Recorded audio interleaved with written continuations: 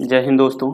नमस्कार। मैं अभिमन्यु आज आप सबों के बीच लेकर आया हूँ महर्षि विश्वामित्र की कहानी। दोस्तों, आप अगर हमारे चैनल को अभी तक सब्सक्राइब नहीं किए हैं तो प्लीज़ आपसे रिक्वेस्ट है कि आप हमारे चैनल को सब्सक्राइब कर लीजिए। हम इसी तरह सभी महर्षि और रामायण महाभारत के सभी ऋषि मुनि को हम सबका व्याख्या करेंगे, विश्लेषण करेंगे। प्लीज़ आप हमारे चैनल को अभी तक सब्सक्राइब नहीं किए हैं तो प्लीज़ रिक्वेस्ट है कि आप हमारे चैनल को सब्सक्राइब कर लें। चलिए आज हम महर्षि विश्वामित्र की कहानी के बारे में पढ़ते हैं। तो दोस्तों जानते हैं प्रजापति के पुत्र कुश हुए। ठीक है, कुश के पुत्र कुशनाभ हुए और कुशनाभ के पुत्र राजा गधी थे। ये सभी सूरवीर और पराक्रमी। इसी के पुत्र राजा गधी के पुत्र जो थे विश्वामित्र थे। दोस्तों पहले तो ये एक राजा, लेकिन बहुत दिन तक अच्छा से राज करने के बाद ये क्या किए देखिए, इसके 100 पुत्र थे। धनुर्विद्या में भी बहुत ही पारंगत थे। ये जो रचनाएं इसके है विश्वामित्र कल्प, स्वामित्र संहिता, विश्वामित्र स्मृति, ये सब इसकी रचनाएं हैं। और दोस्तों ये जो थे इतने महान थे कि यह खुद से स्वर्ग की रचना कर दिया। और ऋग्वेद में 10 मंडल में तृतीय मंडल जिसमें 62 सूक्त है, इन सबों में इसका वर्णन है। ठीक है दोस्तों, आइए आज हम इनकी कहानी के बारे में जानते हैं। क्या हुआ कि जब ये पूरे राजपाट कर रहे थे, अच्छा से कर रहे थे, तब एक दिन इनको घूमने का मन हुआ। घूमते घूमते कहाँ आ गए तो महर्षि वशिष्ठ के दरबार में चले आए। महर्षि वशिष्ठ के दरबार में सभी अपने सेना सहित महर्षि वशिष्ठ के दरबार में चले आए। तो क्या हुआ कि महर्षि वशिष्ठ ने इनका स्वागत किया। ये विश्वामित्र जो थे विश्वामित्र तो तभी क्षत्रिय थे, राजा थे, तो इनका महर्षि वशिष्ठ ने बहुत ही अच्छा से सम्मान किया। और देखा कि इसके पास तो कुछ भी नहीं है, एक कामधेनु गाय, जो कि ये कामधेनु गाय के कारण जितने भी इनके सैनिक आए थे सभी को ये कामधेनु गाय ने इस तरह से, मतलब ये अपने शक्ति से सबको भोजन करा दिया। तो इसको देख करके ये विश्वामित्र जब इन गाय को देखे, कामधेनु गाय को, तो वह कहा कि ये हमें गाय दे दो वशिष्ठ महाराज जी, क्योंकि ये जो है मतलब गाय, कामधेनु गाय किसी राजा के पास रहना चाहिए। आपके पास यह गाय शोभा नहीं देती है। तो अब गाय को क्या किया कि इसके सैनिक ने जबरदस्ती पकड़ के ले जाने लगा। तो जैसे ही जबरदस्ती पकड़ के ले जाने लगा तो क्या किया, वह गाय बहुत रुष्ट हो गए। तो कहा कि महर्षि वशिष्ठ से उसने आशीर्वाद लिया। गाय कहा कि महर्षि हमें आशीर्वाद दीजिए, इनको हम नष्ट कर दें, ये हमें दुख दे रहे हैं या हमें जबरदस्ती पकड़ के ले जा रहे हैं। तो क्या किया, ये तब वशिष्ठ ने इनको दे दिया, कहा कि जाओ सबको खत्म कर दो।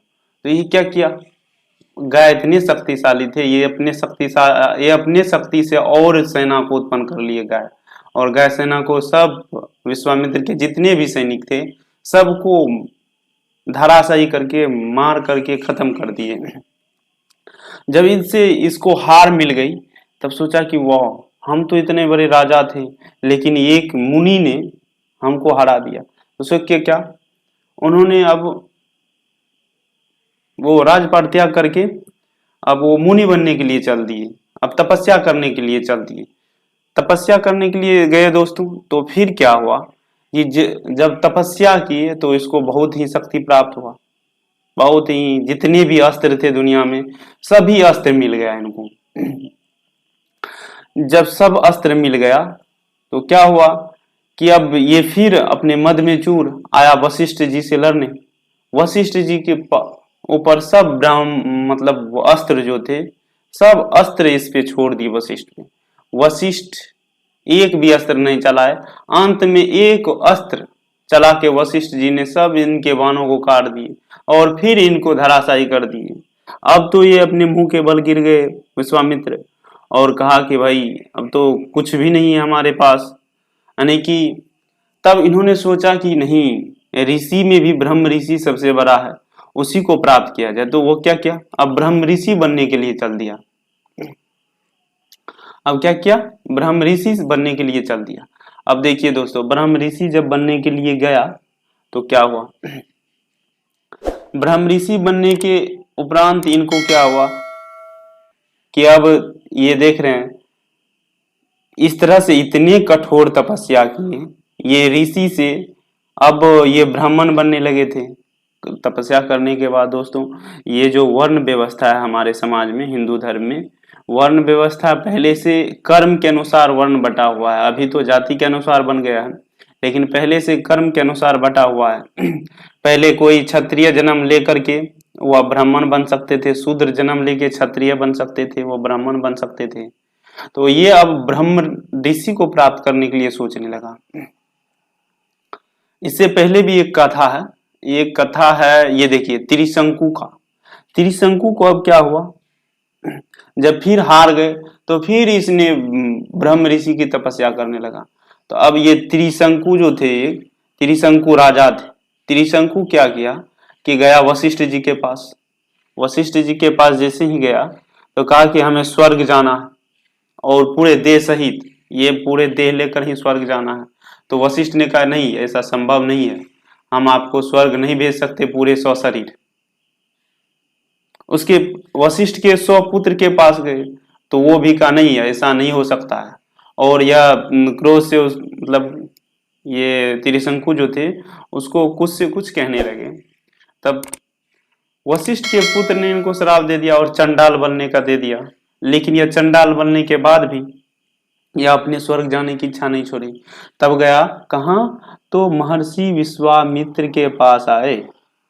तब महर्षि विश्वामित्र के पास आए जैसे त्रिशंकु, तो त्रिशंकु को कहा हाँ हम स्वर्ग भेज देंगे, और वह अपने तपोबल से, अपनी तपस्या से स्वर्ग भेजने लगा।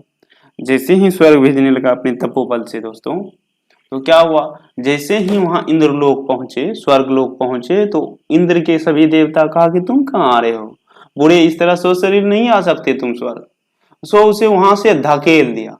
वहां से धकेल दिया तो वो उल्टा ही उसका आधा शरीर जो है लटक गया। अब तो लटक गया तो फिर अपने ये शक्ति और बल से वहीं रोक दिया और एक स्वर्ग का निर्माण कर दिया वहीं दोस्तों।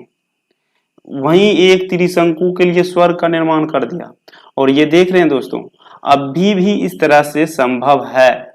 जो हमारे एक मतलब ये ऋषि मुनि के बात को कल्पना समझते हैं, लेकिन अभी देख रहे हैं इस तरह से रॉकेट भेज करके, अभी भी जिस तरह से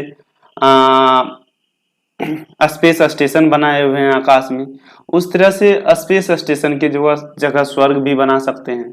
तो ये अभी भी संभव है। और उस तरह के महात्मा के पास इतने शक्ति थे कि वो खुद से स्वर्ग बना सकते थे। अब तो इतना हो गया दोस्तों। उसके बाद उससे भी ये ब्रह्म ऋषि को जब प्राप्त कर रहे थे, तब तो इंद्रासन का, पूरे इंद्रासन का, स्वर्ग का इंद्रासन डोलने लगा, इंद्र भगवान का इंद्रासन डोलने लगा। तब क्या किया, इसके तपस्या को भंग करने के लिए, ये देख रहे हैं दोस्तों, इसके तपस्या को भंग करने के लिए ये मेनका अप्सरा, जो स्वर्ग की अप्सरा थी, इनके तपस्या को भंग करने के लिए इसके पास भेजा गया। तो ये इससे भी कुछ नहीं हो रहा था। इससे पहले एक स्वर्ग की परी रंभा को भेजी थी, जिसको ये शराब देकर के क्या किया कि जला दिया। लेकिन उसके बाद दूसरा बार इंद्र भगवान सफल रहे और इन्होंने मेनका को भेजा। ये मेनका है नाम दोस्तों, इसका नाम क्या है, मेनका। मेनका जब आया तो इनको तो वश में कर लिया दोस्तों। इनको वश में करने के बाद इनसे एक मेनका से एक पुत्री भी प्राप्ति हुई। जो जब पुत्री प्राप्ति हुई, मेनका से जब एक पुत्री प्राप्त हुई शकुंतला। अब क्या क्या दोस्तों, तो अब फिर से इंद्र भगवान कहने लगा कि मेनका तुम चले आओ स्वर्ग, नहीं तो तुम्हारा वहां कल्याण नहीं है, तुमको जला के भस्म कर देंगे वहीं। तब जब इस बात का खबर विश्वामित्र को लगा कि हम मेरे तपस्या को भंग करने के लिए यहाँ मेनका को भेजा था, तो दोस्तों इन्होंने भी अपने उस बेटी को शकुंतला को छोड़ दिया। तब शकुंतला को छोड़ने के बाद मतलब ये दोनों ठो अपने अपने चले गए, फिर ये तपस्या करने चले गए और मेनका फिर स्वर्ग लौट गई। इतनी सुंदर थी कि इनको मतलब जो है महर्षि विश्वामित्र को रिझा लिए। ये अपने ब्रह्म ऋषि को प्राप्त करने के लिए तल्लीन थे, लेकिन इसके तपस्या को भंग कर दिए मेनका ने। इनसे एक पुत्री जो प्राप्त हुई थी, हम बात किए थे कि उनके पुत्री और उसके बाद एक ठो राजा से विवाह हुए दुष्यंत से, उनके पुत्र हुए भरत, और भरत के नाम पर ही हमारे देश का नाम भारत पड़ा। तो दोस्तों ये था महर्षि विश्वामित्र का कहानी। अगर आपको अगर यह कहानी अच्छा लगा तो प्लीज आप हमारे चैनल को सब्सक्राइब करें। दोस्तों इसी तरह के और सब सीरीज लेकर आएंगे हम, सभी महर्षि और महाभारत से जुड़े सभी कथा के बारे में हम बताएंगे। दोस्तों आपसे विनती है, रिक्वेस्ट है कि आप हमारे चैनल को प्लीज सब्सक्राइब कर लें। धन्यवाद।